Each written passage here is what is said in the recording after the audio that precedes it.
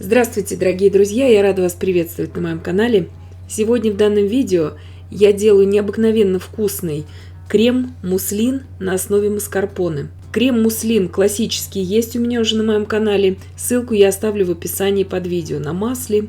Сегодня же я буду готовить одну из самых нежных версий этого крема именно на маскарпоне и на сливках. Здесь очень важна температура соединения этих масс, правильная пропорция. Все покажу и расскажу в данном видео.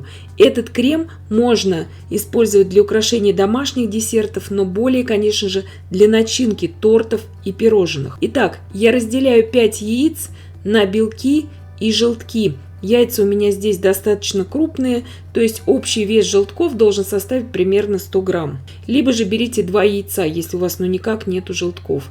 Я белки буду использовать для другого десерта, а 5 желтков я буду использовать именно для приготовления крема муслин.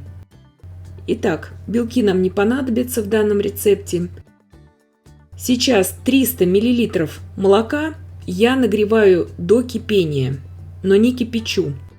Здесь 30 грамм кукурузного крахмала, 110 грамм сахара. Я все это перемешиваю до однородности, чтобы не было комочков. И добавляю туда сейчас 100 мл молока. Все это опять перемешиваю.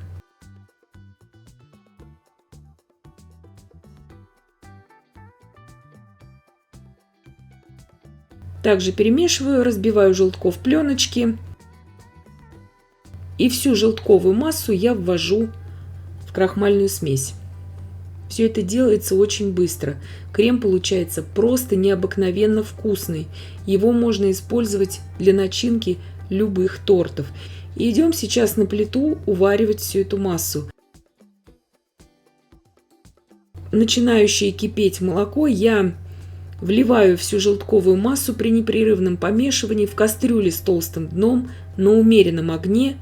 Я варю до появления вот таких пузырей, провариваю потом где-то 20 секунд и снимаю полностью с огня.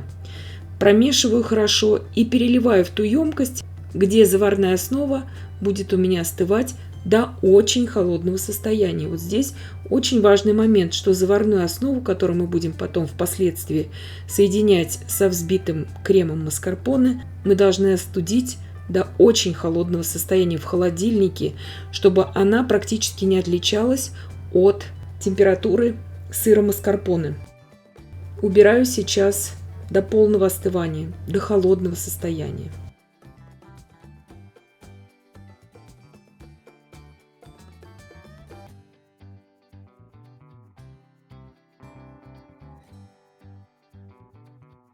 Здесь 100 мл сливок, 1 чайная ложка ванильной пасты.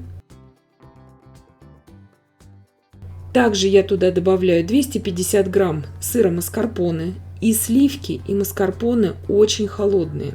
Сливки не менее 30% жирности нужно брать.